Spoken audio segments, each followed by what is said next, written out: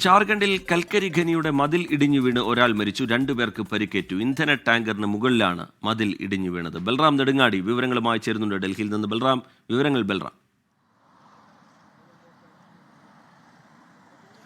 റിജിത്ത്, ഇന്നലെ വൈകിട്ടാണ് ഈ അപകടമുണ്ടാവുന്നത്. ജാർഖണ്ഡിലെ ധൻബാദിലെ സ്വകാര്യ കൽക്കരി ഖനിയിലാണ് അപകടം. ഈ കൽക്കരി ഖനിക്ക് ചുറ്റുമുണ്ടായിരുന്ന വലിയ ചുറ്റുമതിൽ അത് ഒരു ടാങ്കറിന് മുകളിലേക്ക് ഇടിഞ്ഞു വീഴുകയായിരുന്നു. ഇവിടെ ഉണ്ടായിരുന്ന JCBകളിലേക്ക് ഇന്ധനവുമായി എത്തിയ ടാങ്കറിന് മുകളിലേക്കാണ് ഈ മതിൽ ഇടിഞ്ഞു വീണത്.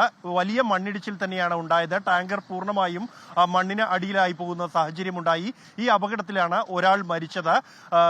2 പേർക്ക് ഈ അപകടത്തിൽ പരിക്കേറ്റിട്ടുണ്ട്. മണിക്കൂറുകൾ നീണ്ട രക്ഷാപ്രവർത്തനത്തിനൊടുവിലാണ് അകത്ത് കുടുങ്ങിക്കിടന്നിരുന്ന തൊഴിലാളികളെ പുറത്തെടുക്കാനായത്. റിജിത്ത്, ശരി. ബൽറാം നെടുങ്ങാടി ഡൽഹിയിൽ നിന്ന് വിശദാംശങ്ങൾ പങ്കുവെക്കുകയായിരുന്നു. ലോകത്തെവിടെയായാലും ഏത് സമയത്തും 24 വാർത്തകളും ഓഗ്മെന്റഡ് റിയാലിറ്റി പാക്കേജുകളും എക്സ്പ്ലെയിനറുകളും വിശദമായി കാണാൻ ഞങ്ങളുടെ YouTube ചാനൽ നിങ്ങൾക്ക് സബ്സ്ക്രൈബ് ചെയ്യാം.